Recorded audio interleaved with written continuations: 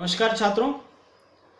पिछले लेक्चर तक हम हमारे अनुवाद इस पेपर के अंतर्गत नौवां जो टॉपिक है अनुवाद से संबंधित संस्थाएं या अनुवाद से संबंध संस्थाएं, उसकी चर्चा हम कर रहे थे। पिछले लेक्चर में हमने देखा कि अनुवाद प्रशिक्षण कितना जरूरी है और उसकी आवश्यकता क्यों महसूस की जाने लगी। कार्यालयीन भाषा के तौर पर जब हिंदी का प्रयोग बढ़ाने के लिए साथ ही साथ संविधान में हिंदी को राजभाषा का दर्जा दिए जाने के पश्चात कार्यालयों में उसका प्रचलन बढ़े, इसलिए अनुवाद को लेकर बहुत सारे प्रावधान किए गए और आवश्यकता अनुरूप वहाँ पे हिंदी अनुवादकों की नियुक्ति की गई। लेकिन फलस्वरूप हम देखते हैं कि हिंदी अनुवादकों ने अपने पांडित्य प्रदर्शन के लिए किस प्रकार सरकारी कामकाज की सरल भाषा को, आसान भाषा को कठिन भाषा के रूप में अनुवादित कर दिया और एक प्रकार से ये अधिकारी और कर्मचारी जो है इस अनुवाद रूपी काम से किस प्रकार हटने लगे। तो और उसका ये परिणाम हुआ कि शासकीय या कार्यालय के कामकाज में अंग्रेजी को ही ज़्यादातर इस्तेमाल किया जाने लगा। इसकी बातें थोड़ी सी हमने देखी है। लेकिन तत्पश्चात हिंदी के प्रचलन के प्रावधान संविधान में जो किए गए हैं या उसके प्रचार प्रसार के जो प्रावधान किए गए हैं, उसके बदौलत कई सारे देश के विश्वविद्यालयों में अनुवाद प्रशिक्षण पाठ्यक्रम चलाए जा रहे हैं और उसका आरंभ भी हुआ। और सबसे पहले हमने देखा कि अनुवाद प्रशिक्षण पाठ्यक्रम का सर्वप्रथम आरंभ जो है दिल्ली विश्वविद्यालय से वहाँ पे हुआ है और वहाँ के जो आदरणीय अध्यापक डॉक्टर नगेंद्र, डॉक्टर गार्गी गुप्त और डॉक्टर नवीन चंद्र सहगल के प्रयासों से वहाँ पे अनुवाद प्रशिक्षण पाठ्यक्रम या सर्टिफिकेट पाठ्यक्रम जो है वहाँ पे शुरू किया गया। इसी से प्रेरणा लेकर प्रोफेसर चंद्र हासन ने केरल विश्वविद्यालय में अनुवाद का अंशकालीन पाठ्यक्रम शुरू किया। केरल के विश्वविद्यालय में प्रोफेसर चंद्र हासन ने अंशकालीन अनुवाद का पाठ्यक्रम शुरू किया। इसके लिए भारत सरकार ने वार्षिक अनुदान दे दिया, जिसका श्रेय डॉक्टर N.E. विश्वनाथ अय्यर जी को दिया जाता है। केरल के विश्वविद्यालय में प्रोफेसर चंद्रहासन जी के प्रयासों से अनुवाद प्रशिक्षण पाठ्यक्रम वहाँ पे शुरू किया गया। बाद में उसका अच्छा परिणाम आने के कारण भारत सरकार ने उसको वार्षिक अनुदान देकर, या उस अनुदान का श्रेय जो है डॉक्टर N.E. विश्वनाथ अय्यर जी को दिया जाता है। उनके प्रयासों के फलस्वरूप वहाँ पे ये पाठ्यक्रम जो है सफलता के साथ चलाया गया। इसके पश्चात लगभग सारे दक्षिण विश्वविद्यालयों ने अनुवाद प्रशिक्षण पाठ्यक्रम आरंभ करवा दिए। मतलब केरल में सबसे पहले इसका आरंभ हुआ और वहाँ से लेकर दक्षिण में जितने भी विश्वविद्यालय हैं उन सभी विश्वविद्यालयों में अनुवाद प्रशिक्षण से संबंधित पाठ्यक्रम शुरू कर दिए गए। उसमें कालीकत विश्वविद्यालय, उस्मानिया हैदराबाद का है, मैसूर विश्वविद्यालय, श्री वेंकटेश्वर आदि जगहों पर भी अनुवाद का बाकायदा प्रशिक्षण दिया जाने लगा।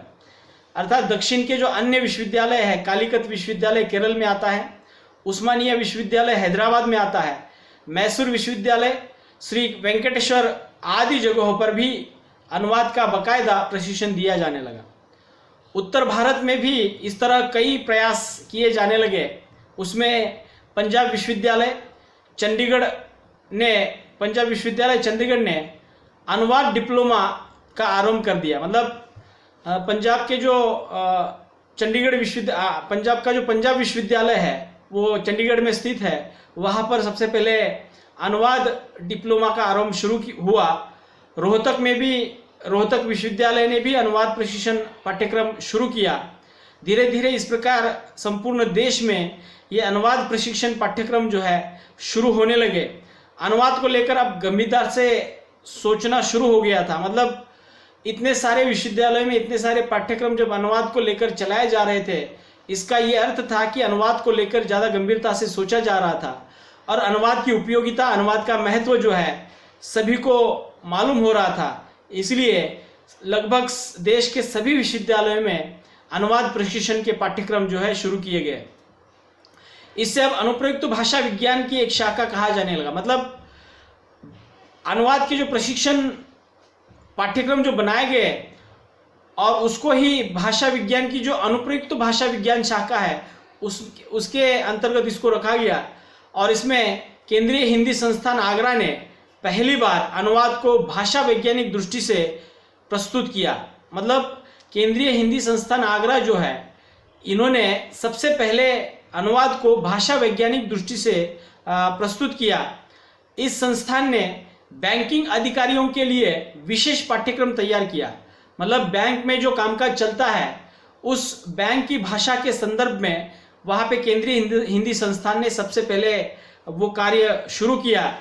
इस संस्था में विदेशी छात्रों को अनुवाद प्रशिक्षण देने की सुविधा थी। केंद्रीय हिंदी संस्थान में विदेश से जो छात्र आ जाते हैं हिंदी पढ़ने के लिए, उनको प्रशिक्षण देने की सुविधा वहाँ पे मुहैया कराई गई।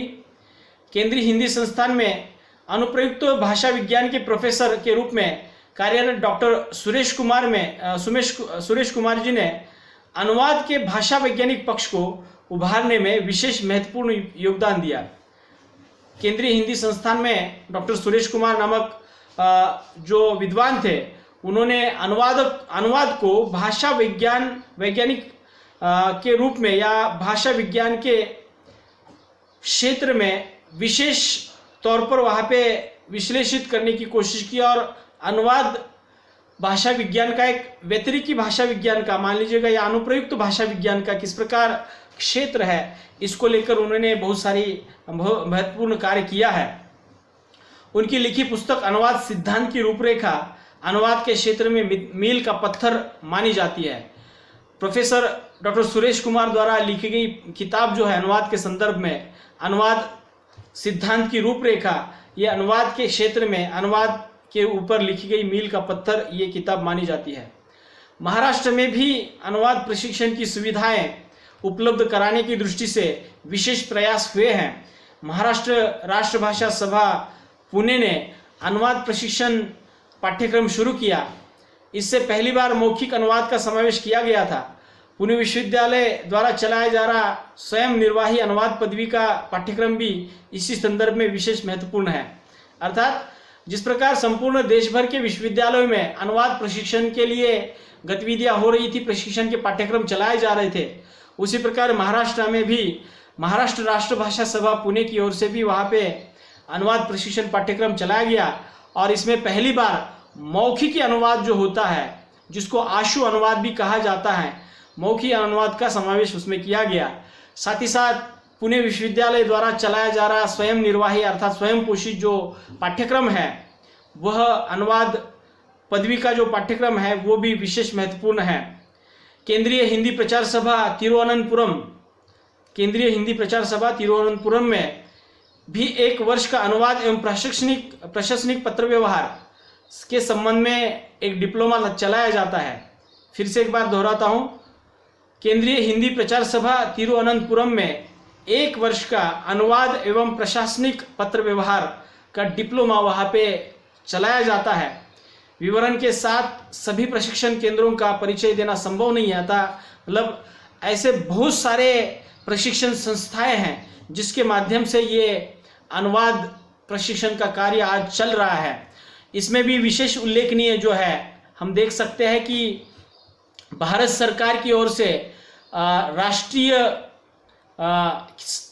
राजभाषा विभाग जो है, भारत सरकार गृह मंत्रालय का राजभाषा विभाग जो है, उनके अधीनस्थ केंद्रीय अनुवाद ब्यूरो नामक जो संस्थान है, वो भी आज विशेष तौर पर काम कर रहा है। और उसके संदर्भ में हम थोड़ी सी जानकारी ले लेंगे कि आज केंद्रीय अनुवाद ब्यूरो के संदर्भ में जो भी कुछ जानकारी हमें मालूम चाहिए, इसके संदर्भ में थोड़ी सी बातें मैं आपको बता देता हूं। देखिए, केंद्रीय अनुवाद ब्यूरो जो है, सेंट्रल ट्रांसमिशन ब्यूरो, राजभाषा हिंदी के पुरोगामी प्रयोग में अनुवाद की महत्वपूर्ण और अपरिहार्य आवश्यकता को देखते हुए भारत सरकार के प्रशासनिक ढांचे में अनुवाद की सुनियोजित व्यवस्था आवश्यक थी। अर्थात भारत सरकार की ओर से भी अनुवाद को लेकर गंभीरता से सोचा जा रहा था, और इसका परिणाम ये हुआ कि भारत सरकार की ओर से गृह मंत्रालय के राजभाषा विभाग से केंद्रीय अनुवाद ब्यूरो की स्थापना वहाँ पे या उस प्रकार की व्यवस्था बनाने की सोची गई। वर्ष 1960 में शिक्षा मंत्रालय के अधीन केंद्रीय हिंदी निदेशालय की स्थापना करके असांविधिक साहित्य के हिंदी अनुवाद का कार्य आरंभ किया गया, लेकिन राजभाषा हिंदी के कार्यान्वयन का दायित्व गृह मंत्रालय के अधीन होने के कारण केंद्र सरकार के असांविधिक प्रक्रिया साहित्य के अनुवाद का दायित्व भी गृह मंत्रालय को सौंपा गया। मतलब केंद्र सरकार के गृह मंत्रालय की और राजभाषा के कार्यान्वयन का दायित्व वहां पे सौंपा जाने के कारण असांविधिक प्रक्रिया का साहित्य जो है उसका भी दायित्व जो है गृह मंत्रालय की ओर सौंपा गया। तदनुसार 1 मार्च 1971 में, याद रखिएगा तिथि, 1 मार्च 1971 में गृह मंत्रालय के अधीन केंद्रीय अनुवाद ब्यूरो की स्थापना की गई। केंद्रीय अनुवाद ब्यूरो की स्थापना जो है 1 मार्च 1971 में उसकी स्थापना जो है की गई है, और वो राजभाषा विभाग जो है या राजभाषा हिंदी के कार्यान्वयन को लेकर गृह मंत्रालय की ओर से जो व्यवस्था बनाई गई है उसके अंतर्गत 1 मार्च 1971 को केंद्रीय अनुवाद ब्यूरो की स्थापना की गई, और केंद्र सरकार के मंत्रालयों, विभागों, कार्यालयों, उपक्रमों आदि के असांविधिक प्रक्रिया साहित्य का अनुवाद का कार्य केंद्रीय अनुवाद ब्यूरो को सौंपा गया। जितने भी मंत्रालय से संबंधित, विभाग से संबंधित, कार्यालयों से संबंधित, उपक्रमों से संबंधित जो भी सामग्री है उस सभी सामग्री के अनुवाद का कार्य जो है केंद्रीय अनुवाद ब्यूरो की स्थापना होने के बाद केंद्रीय अनुवाद ब्यूरो की तरफ ये सभी कार्य जो है उसके अनुवाद, उस प्रकार की सामग्री का अनुवाद करने का काम जो है या उस प्रकार का जिम्मा जो है केंद्रीय अनुवाद ब्यूरो को सौंपा गया। वर्तमान में केंद्रीय अनुवाद ब्यूरो राजभाषा विभाग गृह मंत्रालय के अधीनस्थ कार्यालय के रूप में कार्य कर रहा है। केंद्रीय अनुवाद ब्यूरो जो है ये आज वर्तमान में राजभाषा गृह मंत्रालय विभाग के अधीनस्थ कार्यालय के रूप में काम कर रहा है। अनुवाद में सरलता, सहजता और शब्दावली की एकरूपता सुनिश्चित करने तथा अनुवाद कौशल विकसित करने के लिए वर्ष 1973 से अनुवाद प्रशिक्षण का कार्य ब्यूरो को सौंपा गया। मतलब जैसे ही ये गृह मंत्रालय का दायित्व बढ़ गया तो वहाँ पे 1973 से अनुवाद से प्रशिक्षण का कार्य भी जो है इस ब्यूरो के अंतर्गत वहाँ पे किया गया। इस प्रकार ब्यूरो अनुवाद प्रशिक्षण देने का कार्य भी करता है। मतलब ये केंद्रीय अनुवाद ब्यूरो जो है अनुवाद प्रशिक्षण का कार्य भी करता है। केंद्र सरकार के स्तर पर असांविधिक प्रक्रिया साहित्य के अनुवाद और अनुवाद कौशल के प्रशिक्षण के लिए केंद्रीय अनुवाद ब्यूरो भारत सरकार की एकमात्र मानक संस्था है। मतलब केंद्रीय अनुवाद ब्यूरो जिसकी स्थापना जो है गृह मंत्रालय के राजभाषा विभाग के अधीन की गई है, और कहा जाता है कि भारत सरकार की एकमात्र मानक संस्था केंद्रीय अनुवाद ब्यूरो है। तो इस तरह से ये भी एक प्रशिक्षण से संबंधित, अनुवाद से संबंधित कार्य करने वाली भारत सरकार की एक संस्था है। इसके साथ साथ नेशनल ट्रांसलेशन मिशन, राष्ट्रीय अनुवाद मिशन जिसको कहा जाता है, ये भी संस्था जो है जो मैसूर में स्थित है, इसके अंतर्गत भी वहाँ पे अनुवाद का कार्य जो है चलाया जाता है, अनुवाद प्रशिक्षण का कार्य किया जाता है। इसके अलावा हम जो अभी देख रहे थे कि केंद्रीय हिंदी संस्थान दिल्ली की ओर से पोस्ट ग्रेजुएशन स्तर पर अनुवाद सिद्धांत व व्यवहार को लेकर डिप्लोमा चलाया जाता है। साथ ही साथ केंद्रीय अनुवाद ब्यूरो द्वारा राजभाषा गृह मंत्रालय की ओर से अनुवाद प्रशिक्षण पाठ्यक्रम चलाए जाते हैं। बैंक व उपक्रमों के कर्मचारियों के लिए अनुवाद प्रशिक्षण पाठ्यक्रम चलाए जाते हैं। अनुवाद प्रशिक्षण संक्षिप्त पाठ्यक्रम 7 दिन का भी, शॉर्ट टर्म जिसको कहा जाता है, 7 दिन का भी प्रशिक्षण कार्यक्रम केंद्रीय अनुवाद ब्यूरो की ओर से चलाया जाता है। अनुवाद का अल्पकालीन प्रशिक्षण पाठ्यक्रम भी केंद्रीय अनुवाद ब्यूरो की ओर से चलाया जाता है। उच्च स्तरीय अनुवाद प्रशिक्षण पाठ्यक्रम भी वहाँ पे केंद्रीय अनुवाद ब्यूरो की ओर से चलाया जाता है। केरल के हिंदी प्रचार सभा तिरुवनंतपुरम में हिंदी अनुवाद कार्यालय क्रियाविधि तथा पत्रकारिता में स्नातकोत्तर स्तर का डिप्लोमा वहाँ पे चलाया जाता है। अर्थात ये सभी संस्थान जो है अनुवाद प्रशिक्षण से संबंधित जुड़े हुए हैं। केरल के तिरुवनंतपुरम में हिंदी प्रचार संस्था द्वारा ये हिंदी अनुवाद कार्यालय क्रियाविधि तथा पत्रकारिता में स्नातकोत्तर डिप्लोमा वहाँ पे चलाया जाता है। साथ ही साथ पुणे विश्वविद्यालय हिंदी विभाग की ओर से MA अनुवाद विज्ञापन का प्रशिक्षण दिया जाता है, अनुवाद विज्ञान का प्रशिक्षण दिया जाता है। साथ ही साथ वहाँ पर स्वयं पोषित अनुवाद पदवी का पाठ्यक्रम भी चलाया जाता है। उसके अलावा महर्षि दयानंद विश्वविद्यालय रोहतक से भी अनुवाद स्नातकोत्तर डिप्लोमा पाठ्यक्रम चलाया जाता है। इसके साथ साथ नई दिल्ली सांध्य हिंदी संस्थान, अर्थात ये शाम के समय चलने वाला एक विशिष्ट संस्थान है, नई दिल्ली सांध्य हिंदी संस्थान, वहाँ से भी हिंदी सिद्धांत और अनुवाद सिद्धांत और व्यवहार का पाठ्यक्रम जो है वहाँ पे चलाया जाता है। उसके अलावा दक्षिण भारत हिंदी प्रचार सभा की ओर से भी स्नातकोत्तर अनुवाद डिप्लोमा का कार्यक्रम जो है या पाठ्यक्रम जो है वहाँ से चलता है। इसके अलावा दिल्ली विश्वविद्यालय से 1 वर्षीय पोस्ट ग्रेजुएट सर्टिफिकेट कोर्स भी अनुवाद से संबंधित वहाँ पे चलाया जाता है। इन सभी संस्थानों में मुख्य रूप से अनुवाद का प्रशिक्षण दिया जाता है। अब योग्य प्रशिक्षण अनुवादकों को मिलना कोई कठिन समस्या नहीं रही है।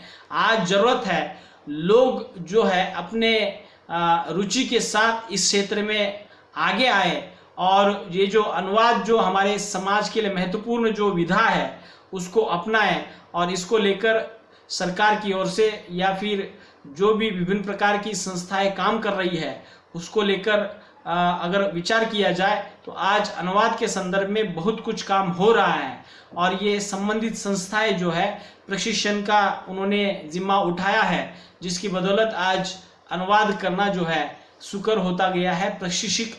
प्रशिक्षित अनुवादक की फौज जो है आज उमड़ पड़ी है। इसलिए ये अनुवाद का जो कुछ सालों पहले अनुवाद का कार्य दुष्कर समझा जा रहा था, आज ये आसान लगने लगा है। तो इस प्रकार से ये सभी जितने भी मैंने उल्लेख किए हैं, ये सभी संस्थान जो है अनुवाद प्रशिक्षण के कार्य से जुड़े हुए हैं। मुझे लगता है कि इस टॉपिक में ज़्यादा कुछ कठिन नहीं है। इसमें मैंने जो भी कुछ नाम बताए हैं या फिर वो उनके शहर के नाम बताए हैं, उनके द्वारा चलाए जा रहे पाठ्यक्रम के नाम बताए हैं, उसको थोड़ा सा ध्यान से सुनिए क्योंकि इसके ऊपर शायद परीक्षा में प्रश्न पूछे जा सकते हैं। मेरी ओर से मुझे ऐसा लगता है कि ये टॉपिक यहाँ पे समाप्त होता है। अगले लेक्चर में मैं नया टॉपिक लेकर उपस्थित रहूँगा। तब तक के लिए रुकते हैं। धन्यवाद।